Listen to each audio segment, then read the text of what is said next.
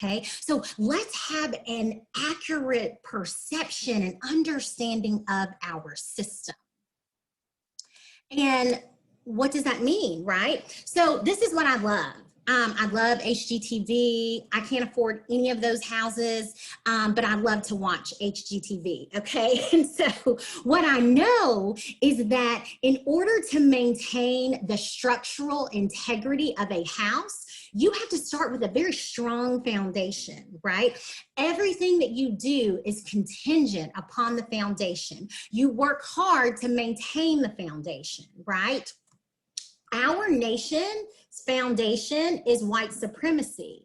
So a lot of other theories, critical race theory, would say that, look, in order to keep things moving along, in order to keep our foundation strong, we have to maintain white supremacy.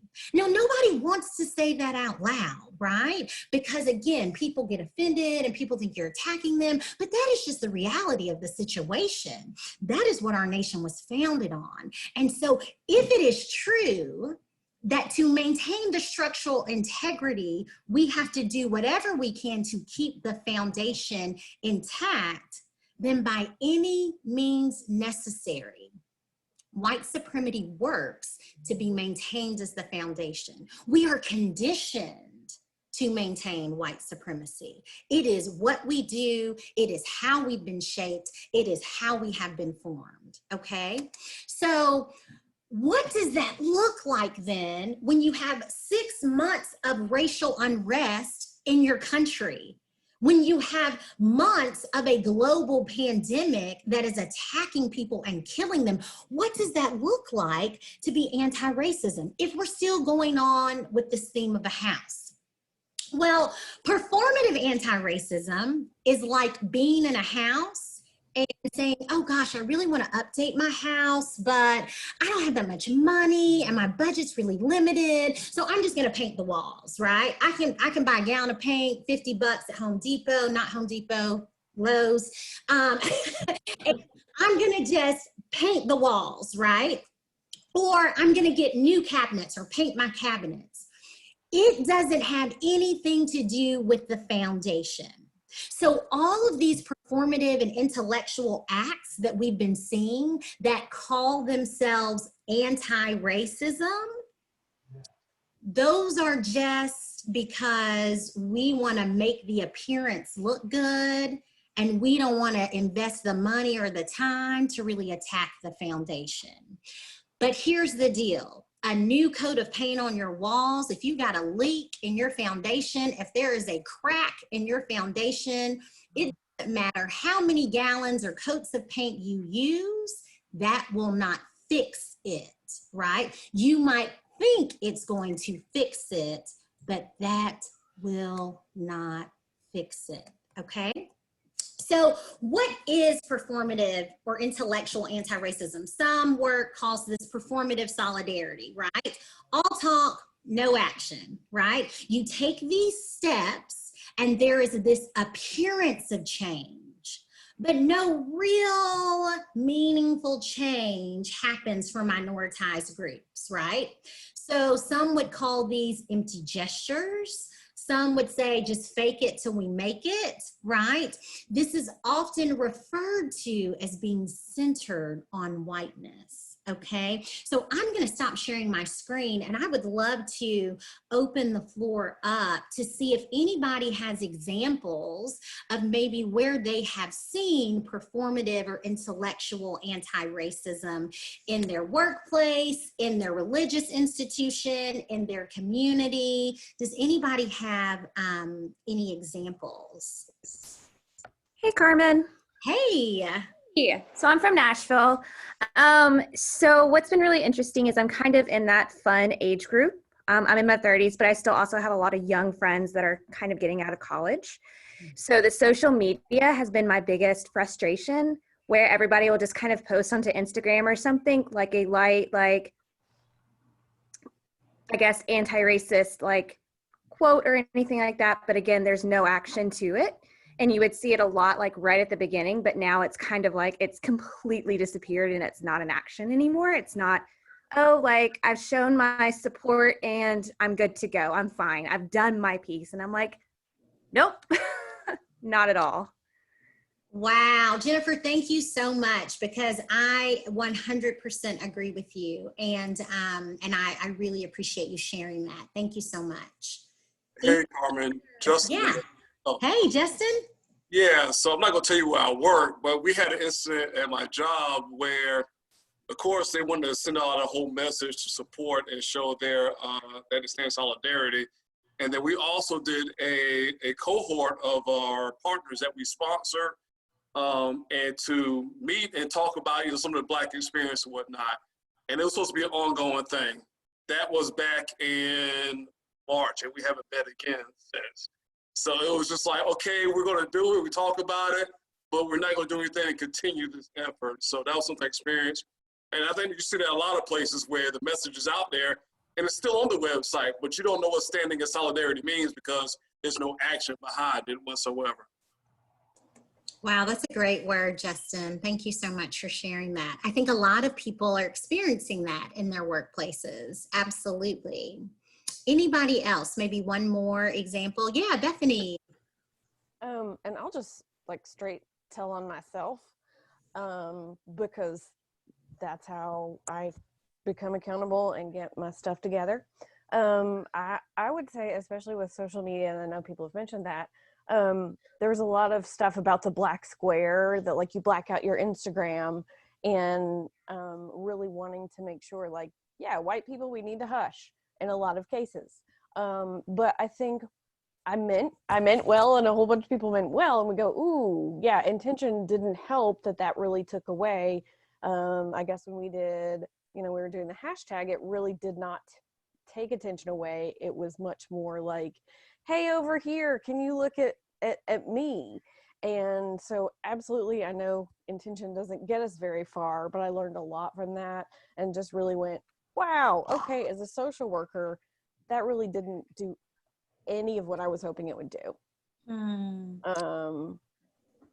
Yeah, and Bethany, I really appreciate your honesty and just sharing like, hey, this is something that I did and I thought that I was doing the right thing, but in reality, that wasn't maybe that wasn't the best choice. And so, I think that that's important. It's important to recognize, I think, especially for people who want to be allies or be accomplices, I think it's important to recognize when there have been missteps, but don't stay there. We're going to talk about that a little bit later. But everybody, this is a journey. We're going to make mistakes because some pieces of the journey are going to be easier than others, but we're all going to make mistakes in this. If I've been taking a journey, particularly spending lots of time with my Asian American friends through this whole season, because they have felt attacked with, hearing that this is the China virus or the Kung Flu virus. And one of my friends owns a Chinese restaurant, like just a takeout place. And just hearing her stories, and I have had to apologize countless times for ways that I have not, that I thought I was doing the right thing in our journey, but I ended up I wasn't, and I was offending. And so, so I think that's a really critical piece to this anti-racist conversation is you are going to make mistakes,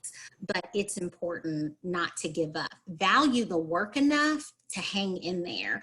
And if people, especially BIPOC people, if they are going to correct you, then that means they care about you and they have invested so much in you that they want you to keep moving. Now, if you be acting a fool and ain't nobody told you anything, then maybe you need to think about, are you really a friend? Okay, but if somebody is going to take the time to correct you, it is because they love you. Okay, it looks like somebody else. Latamra, do you have an example?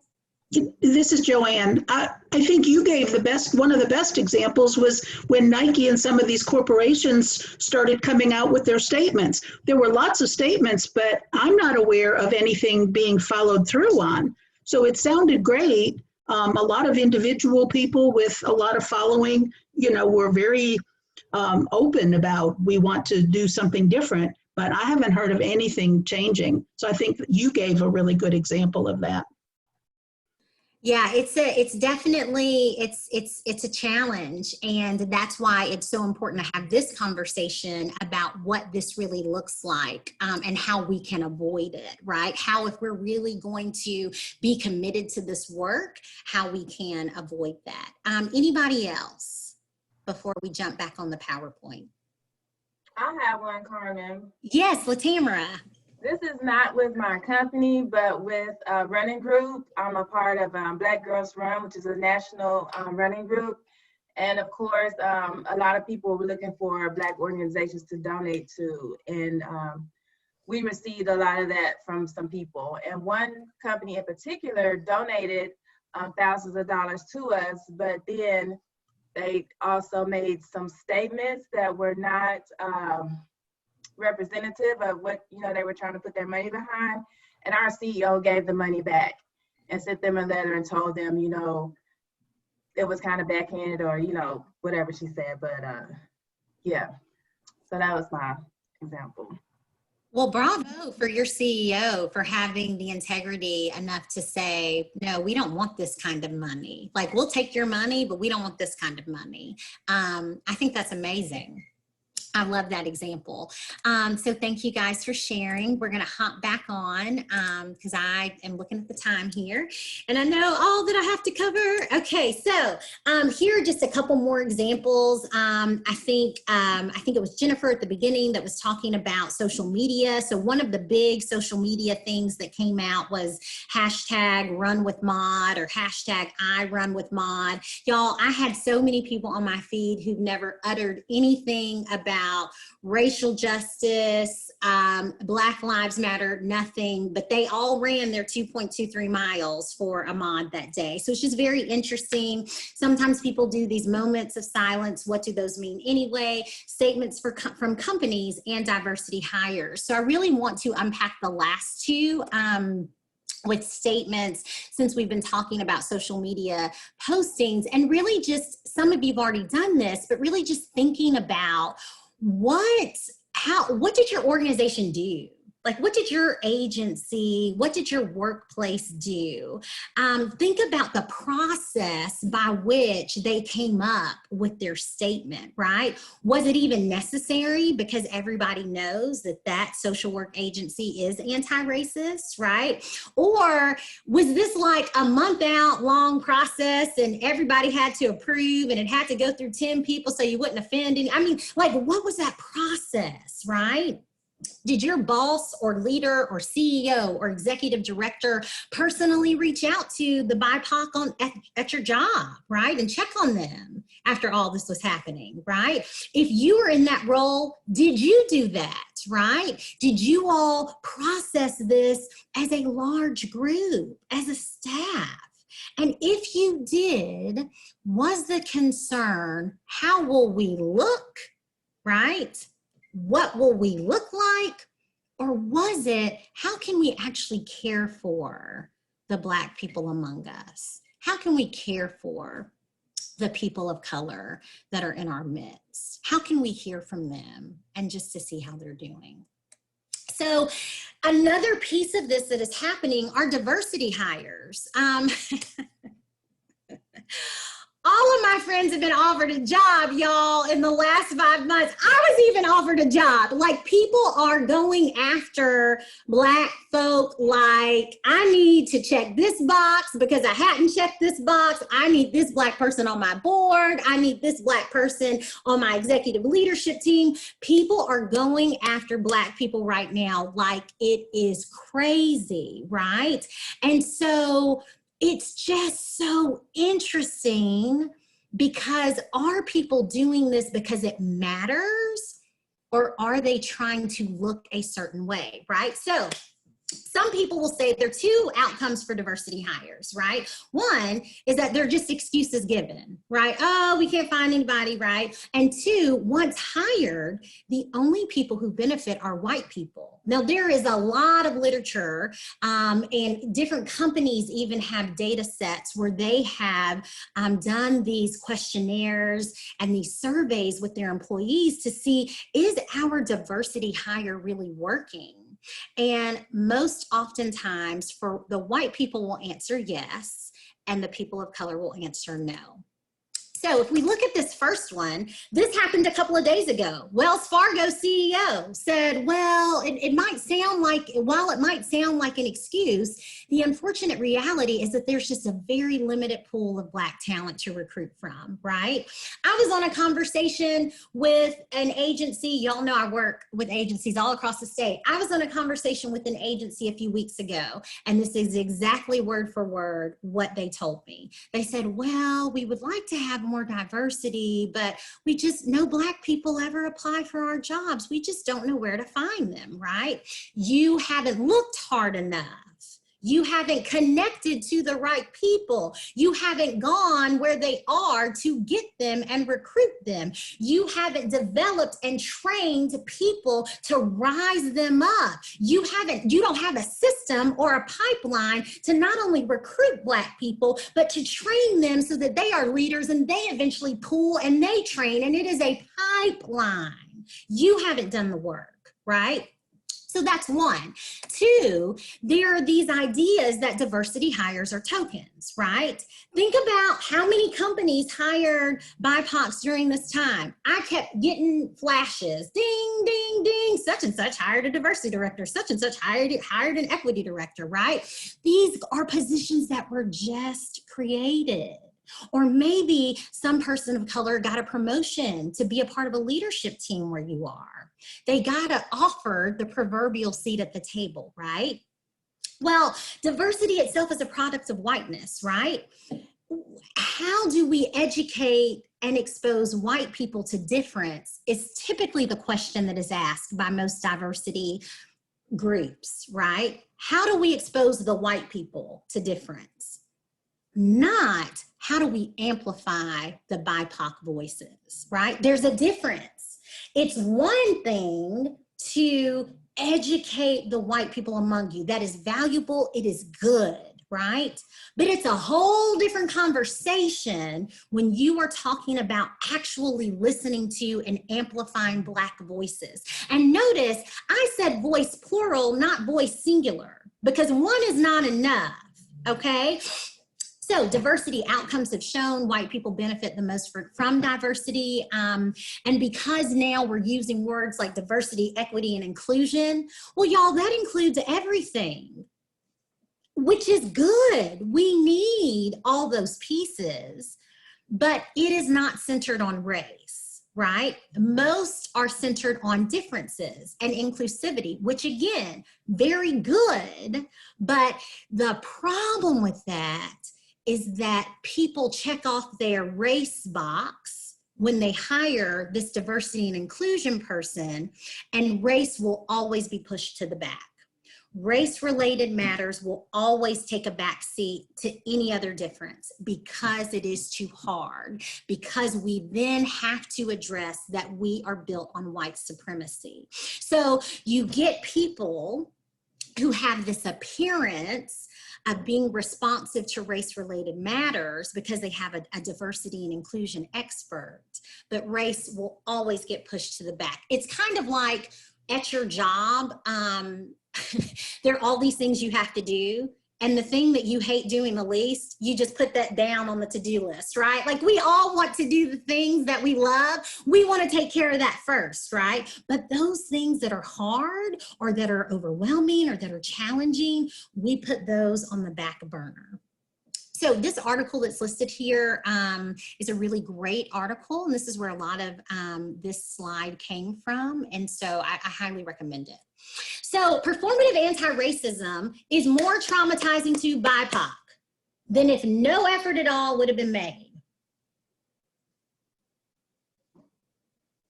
It's more traumatizing if it's performative because BIPOC have already been hurt, marginalized, disenfranchised, right? We have already experienced that. We experience that on a daily basis. So because of that, when you promise us something, when you say that we will have hope, when you give us this veil or shadow of hope and you don't come through, that is more traumatizing. There's no change. It's only beneficial to the people who have created it.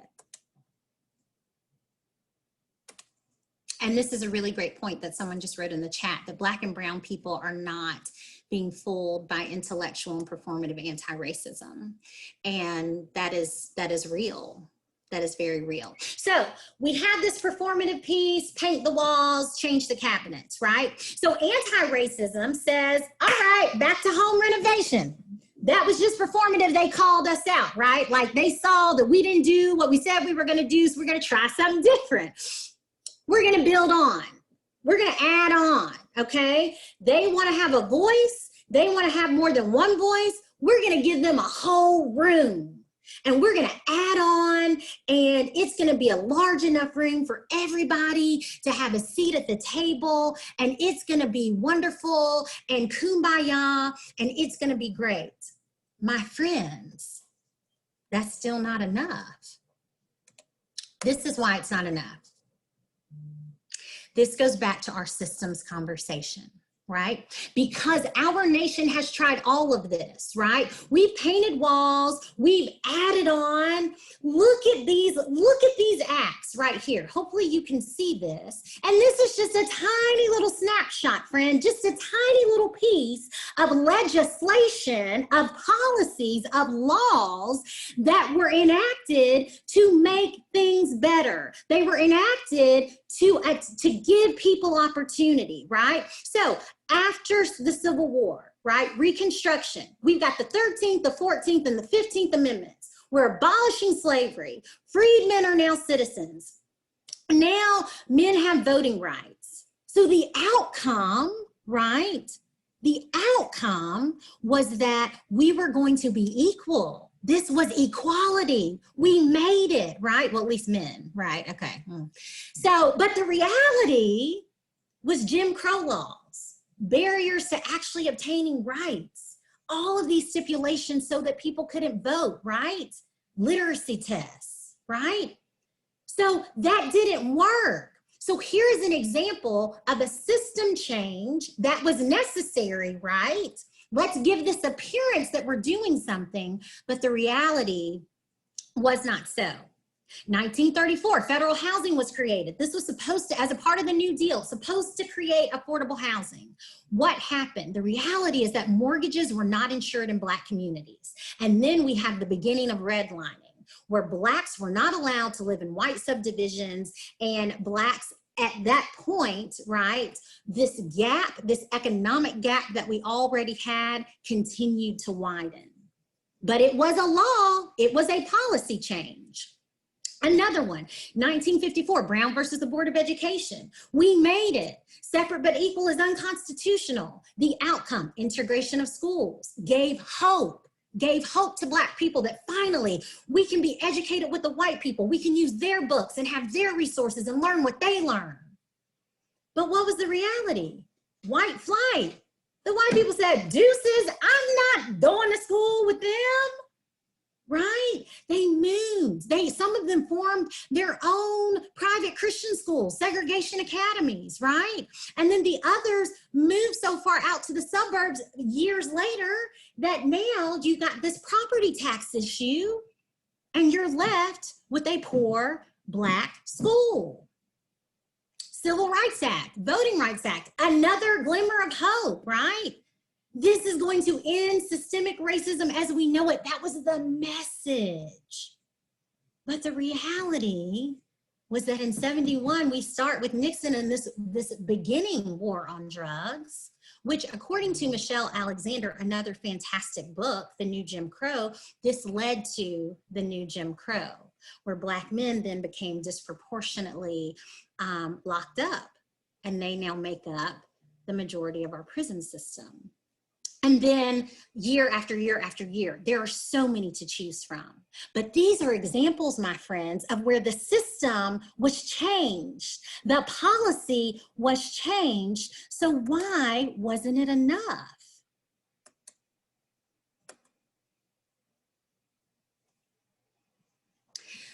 When the house doesn't work, when your foundation is broken, it's leaking, it's rupturing, you're trying all these things and it's not working, guess what you have to do? You have to say, this house is not fit.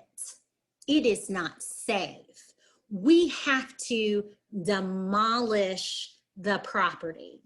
The house is done. Right? So you take a bulldozer and you knock it down. But my friends, that's not it. That's not the last thing, right? Because even if you get rid of the structure, right? We've added on all the stuff. We're getting rid of the structure. And then we have to also jackhammer that foundation. We got to jackhammer that foundation. You have to start anew. You knock it down, you break it up, and you start over. So how and why are we here? Because we have focused in this country either on the system, changing the laws, or the individual, but not both simultaneously.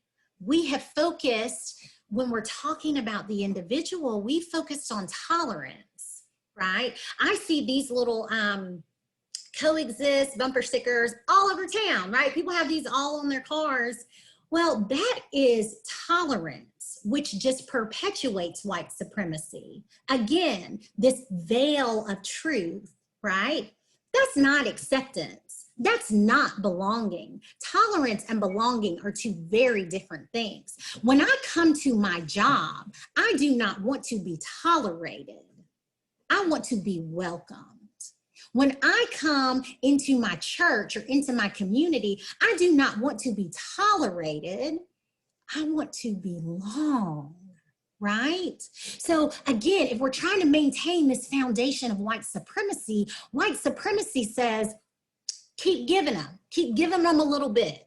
Give them that law and give them this diversity hire and give them this, right? Tolerate them, but do not welcome them. Tolerate them, but do not accept them, right? So keep that in mind. A great example of this is Ruby Bridges. Those of y'all who know me know that I love Ruby Bridges. I love public school education. That is just where that is who I am, that is where I am. And so I've done a lot of work of studying about public school education and its foundation. And Ruby Bridges is a great example of a system change, right? So she's 1960, integrating in Louisiana. So a few years after Brown versus Board of Education and a few years after the first Black people did integrate. So Ruby Bridges was the system change. The law was the system. Look at all these people. This is what she was met with every single day. A mob of white people, angry white people, met her every single day. This little girl holding a sign, "We want to keep our school white." This little baby doll in the casket was they would bring to intimidate Ruby, saying she should be dead. So the system said, yes, this is necessary. Black people need to be going to schools with white people. Let's allow that. The system allowed it.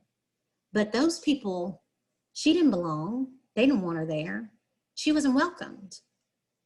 So anytime we have this situation where there is a system change, but the people, the individuals who make up that system do not prepare and train and teach about belonging and acceptance, we end up in the situation that we're in. I had a similar thing happen. So that's little Carmen. Sorry that it's blurry. That's the best that my mom could do when she sent it to me. When I was 7 years old, I was at an all-white elementary school. We had just moved to Tennessee and from Delaware. So we moved from a very multiracial environment to Chattanooga many years ago. And I was one of 2 Black students in the whole school. And my first day on the playground, and y'all, I loved school, right? So I'm all excited. I love school. My first day on the playground, I was trying to climb up the structure, and this little boy looked at me and told me, you know, get out of here, you N-word. So I went home and told my parents, of course. And y'all, my parents, my parents mean business all the way 100%, right? So my mom went to talk to the principal the next day, and the principal looks at her and says, well, she's allowed to come to school here, you know, and if you just tell me the little boy's name, I'll just talk to him and I'll just tell him that he shouldn't say that to her, and we'll just fix it and it'll never happen again. And my mom looked at her and said, respectfully, no, what you're going to do is you're going to talk to the whole school. I want all the teachers and all the children to hear a conversation about why my daughter belongs here and why she needs to be treated with some respect, right? So again, this idea that even though you're allowed in the system, right, does not mean that the system will welcome you. It does not mean that you will belong. So we have to shift our thinking from tolerance to belonging. Okay, and that really is where we are. So what we know is that racism does not evolve, right? It just changes its forms because it's all about power. Race inequality mutates. It does not evolve. We are not better off. It has just changed its form, right? So it's about power. And so the interesting conversation, friends, that people are talking about now is, well, what happens in 25 years? Right? So there's some discrepancy in the year, but by 2045, by 2055, the United States will be minority white, right? So I was in a talk last week where somebody said, won't this be better? Won't this be better when Latinx folks and Black folks and Asians, when as a group collectively, we make up more than the white people? Then things will shift. Then things will get better. Well, number one, there's a lot of anti-Blackness rooted in white supremacy, right? So this idea that there's this solidarity among races is false. There is not. And I do think that there are some large organizations, some large Asian American organizations, some large Latinx organizations that are working to create a more solidarity, particularly around Blackness. But we have examples of when white people were in the minority numbers wise, but nothing changed. Let's look at South Africa, right? Apartheid, that's what it was. It was white minority rule. It was white minority rule because they had the power, because they had the resources.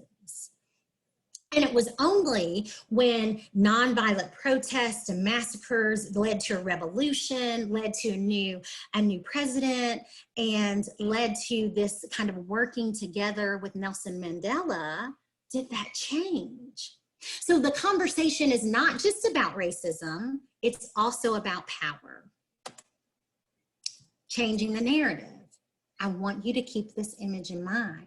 How do we shift that paradigm? How do we shift to a paradigm that values both the system change and the individual while also separating and spreading out the power? So think about your systems.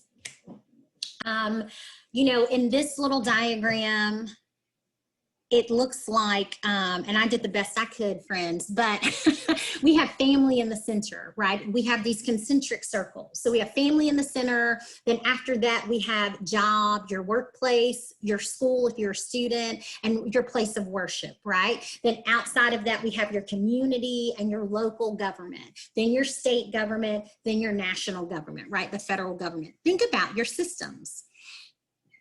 And let's think about where we fall in these anti-racism profiles. Now, in these profiles, I have just on my own figured out, kind of given some examples, right?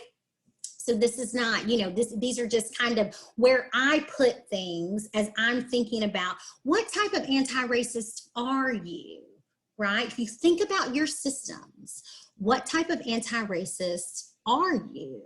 And so we're going to go through each of these profiles in the last few minutes that we have together. And we are going to see where there is systemic change and where there is individual value change, okay? And so I'm gonna need your help here. So this is the first profile, safe anti-racist. And I call this one safe because this is a person that is taking some steps, right? But there's a little work on a systems level and they value themselves. So I'm going to read through these quickly. This is a person who donates money to BIPOC organizations, right? So maybe this is like the organization that gave Latamara's group all that money, right? Again, this performative camp of people. So they donate money, they're kind, they're all about kindness, absolutely be kind. So they're kind to the Black people, they're kind to their BIPOC colleagues. They will post on social media, as we've talked about social media. They'll post about race and white supremacy on MLK Day. That's a big one, right? MLK Day is a huge day where people post about race. Or when they post, it's only in this concept of love in your heart, right? They constantly base opinions and experiences on their BIPOC friends, right? They move into a gentrifying neighborhood, right? They move there because they want to help, right? It's a hip place to be. They have the hottest coffee shop in town, right?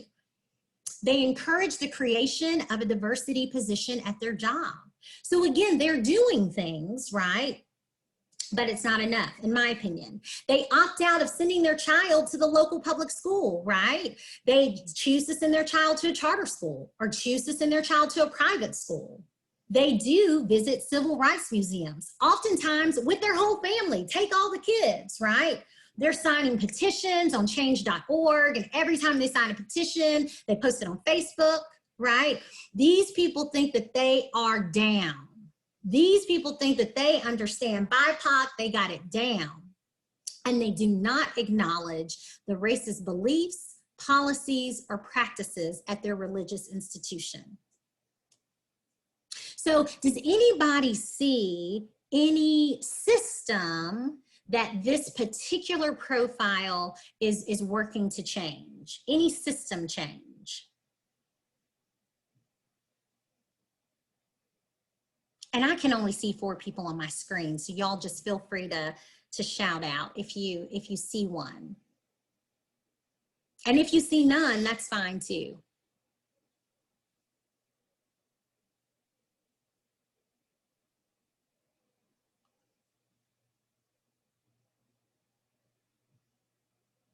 So with this particular profile, the only one that I can really see would be encouraging the creation of a diversity position at their job, right? Because that's one of their concentric circles is their job.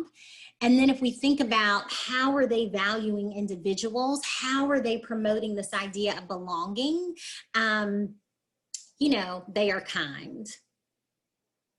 And that is all. Okay, so let's move to the second profile. This is a little more in depth, right? This is what I would deem as a change agent, right? So there's some work at a systems level and some individual work on value. So again, this person is donating money to a BIPOC organization, writing letters to a city council member, may or may not attend a protest, is asking questions at work about racist policies and recruitment practices, right? Listens to BIPOC colleagues when they are frustrated by police brutality and injustice. They're reading books about justice. They're attending anti-racism workshops. They even correct racist relatives when they make racist jokes. Periodically, they're posting about white supremacy and injustice on social media. They read anti-racist books to their own children. They read about other cultures while in predominantly safe, same-race spaces. So they're trying to learn about other cultures, but they're doing it on their terms, right? They teach classes even on race and gender inequality. Sometimes they're the ones at work who are leading the workshops on race and gender inequality. And they continue to excuse their religious institution for racist beliefs, policies, and practices. They look the other way. Where does anybody see this change agent working for system change?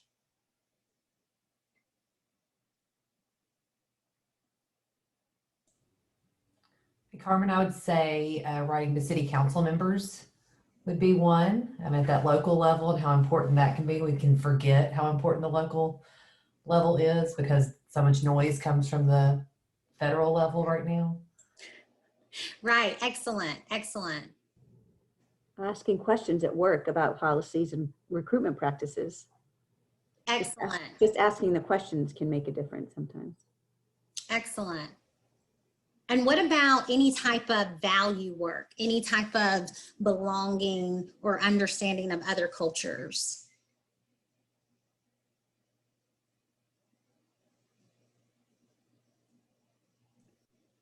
Well, listening to their colleagues when they're talking about their experiences.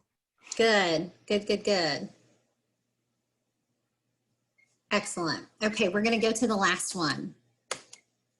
So this is what I would determine as a disruptive anti-racist. So this is somebody who is disrupting both the system, both the larger system and the individual system. So this person is advocating for multiple BIPOC colleagues to have leadership positions in their churches, at their child's school, at their job. They're donating money to and actively volunteering at and for BIPOC organizations. They're speaking up to challenge decisions made by local, state, and national representatives and officials.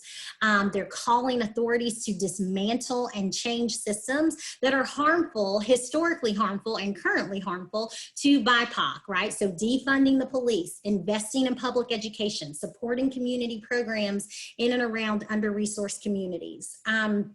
This is the type of person that BIPOC families feel comfortable inviting to their house for family celebrations, right? Like we don't just invite everybody, right? So who are they feeling comfortable to share space with? Organizing opportunities for BIPOC to have access to resources, doesn't need the credit or their name on it, but wants to help in that way. Encourages ongoing conversations about justice in the home, the workplace, and the world. This type of person is going to send their child to the local zone public school, right, to keep those resources in the community. This person is going to challenge racist teachings and practices in their own family of origin, right, which sometimes might result in a break in the family of origin. This person is going to spend time in communities where they are the minority. So they are going to spend time in cross-racial spaces. And this person realizes no matter how much they work, they will need to continue to work every single day, that they will never figure it out, that they will never be, quote, down. And this is another person that's going to hold their religious institution accountable for the perpetuation of racism. Because we oftentimes in this country like to keep our religious institutions, we don't like to put them on the hook, right? Like we like to leave that alone.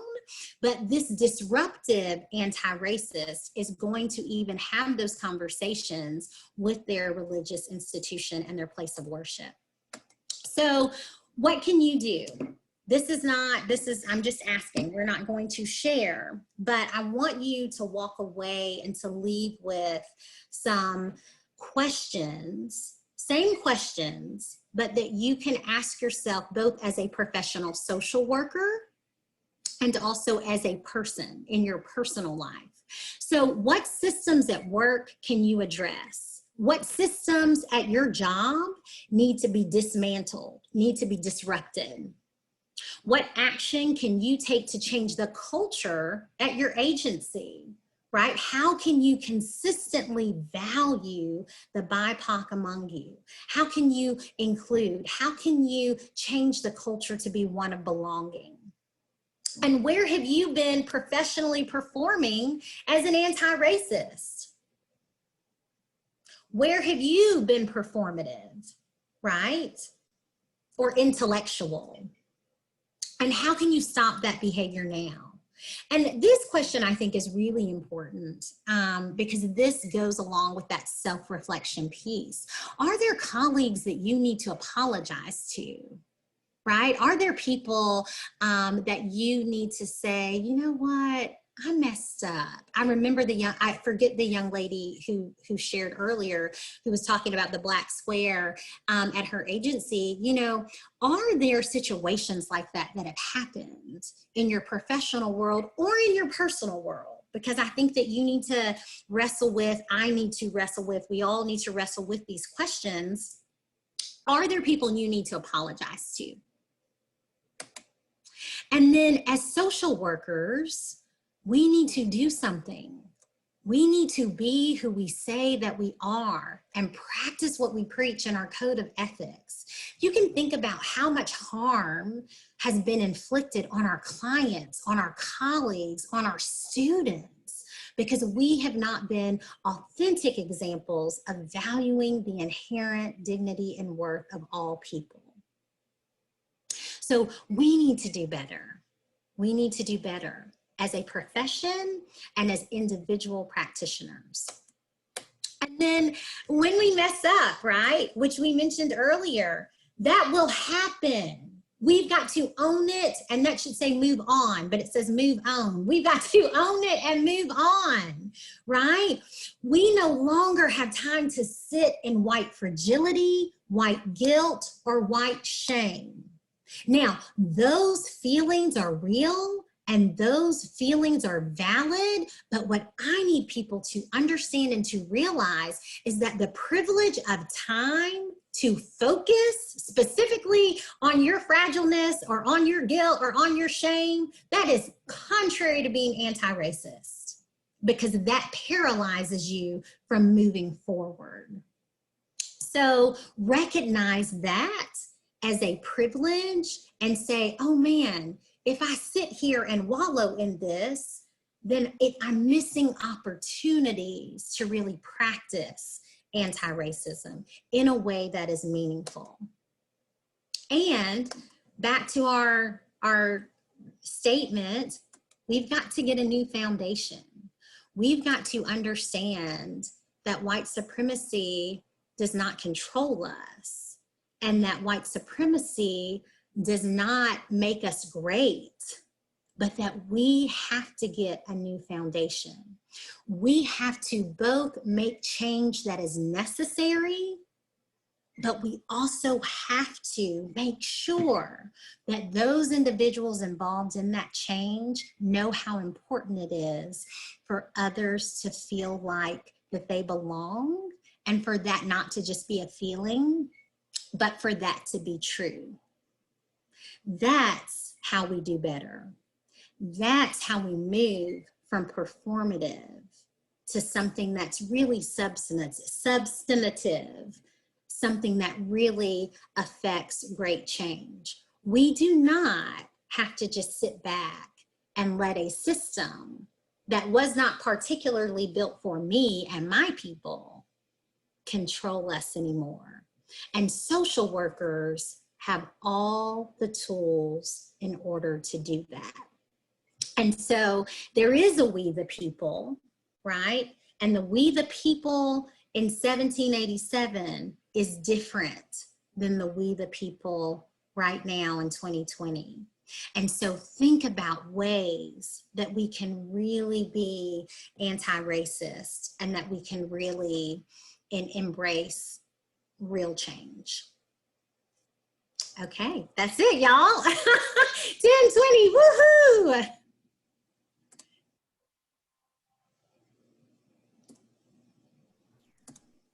So we do have a few more minutes before we have to leave. Does anybody have any questions or any last thoughts? This is the very last anti-racism workshop. So, you know, even if it's, you know, those of you, I know Joanne and Linda have been with us this whole time. So I don't know if you have any final words or anything to add. I have a comment. I Hey, want Bo. to first thank the coalition and everybody responsible for pulling this together, and thank you for allowing me to be a part of it. But I just want to encourage and challenge everybody that's here today and that's participated. You've taken that critical first step, and now you got a lot of opportunity ahead of you. So give yourself credit for where you've started, but don't give up until you see some substantial change moving forward. But the seeds have been planted, and now it's up to you to nurture it and to allow it to grow.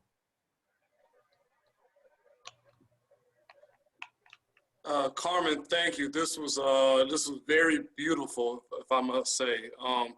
I do think it's important, as of course the line of work that we are in, it's important to understand that we all have power, and we have to use that power, even at the moment when we think that there's no opportunity whatsoever to stand up for what is right. You know, even that small window that you have the power to really communicate and show that you have that power to make change, because if you don't, then nobody else will. And I think as our role as a social worker, we have to stand up, ask the questions, and do the things that nobody else will, because that's why everybody wants to hire us. You know, honestly, I mean, there's so many professions that wants to hire a social worker because of the skill set that we have and the power that we have. We are going to challenge people. We're going to challenge thoughts and perceptions. So we have the power to change that foundation. So let's understand the power that we do have and be the person who lays the concrete to change that foundation at all times, in any moment. So, you know, kudos to everybody who's here. Thank you all for here that are here participating in Witnesses Greatness. But it's important to understand that we have power, so let's use it.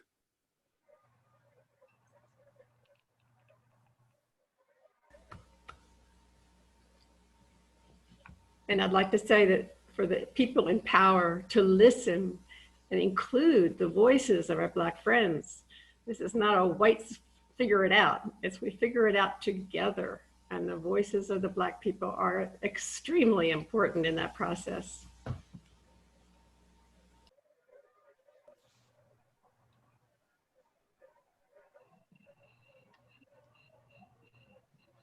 Yeah, so that's a good point. And there's a little struggle that I keep finding myself in, you know, whether I'm doing policy advocacy or whatever, like doing it together is so important. But I also find that my Black and brown brothers and sisters are exhausted.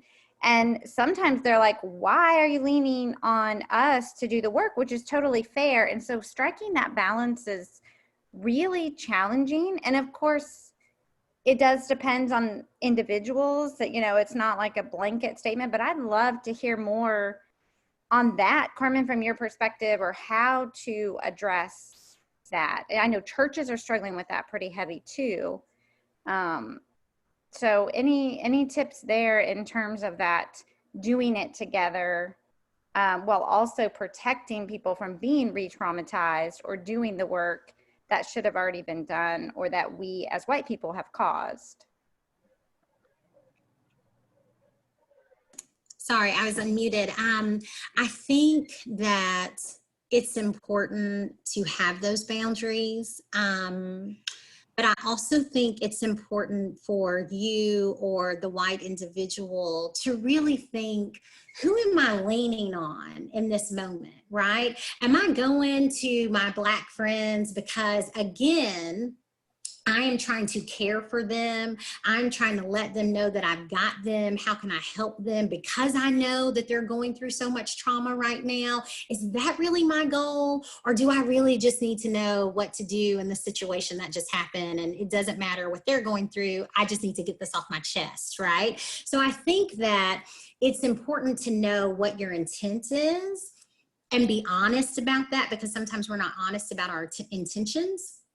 I also think that you need to have, you need to have a relationship with a person of color that is so strong that that person will be like, I cannot do this right now. Christy, you need to go about your business, take those white girl tears somewhere else, because right now is not the time. You see what I'm saying? And so, like, yes, Christy, you need to know, but when you cross that line and when you cross that boundary, have you done the work developing this authentic relationship where somebody is going to say, Christy, I love you, but right now is not the time. I've had to have that conversation several times with friends right now, but absolutely, I think the work is not in crisis, right? The work is not like, I'm in crisis, I need you right now. The work is, what are you building on a daily basis with this individual? What type of relationship? How are you investing in this relationship? So when you do need them and when you do need to do it together, it works and it's seamless. So you're gonna know if your friend needs a day off and needs you just to take a cup of coffee and be quiet, or is really ready to engage. I think the work is done before the crisis, but I think in the crisis, having somebody that loves you enough, that's honest, that's willing to be honest with you is really important. I'd like to highlight what Carmen is saying about examining your intentions and motives. I had a white friend approach me and asked if I would be willing to hold them accountable and to let them know when I thought they were doing things. Well, when I started holding them accountable, I found out that he didn't really want to be held accountable. He had not looked at what his intentions were.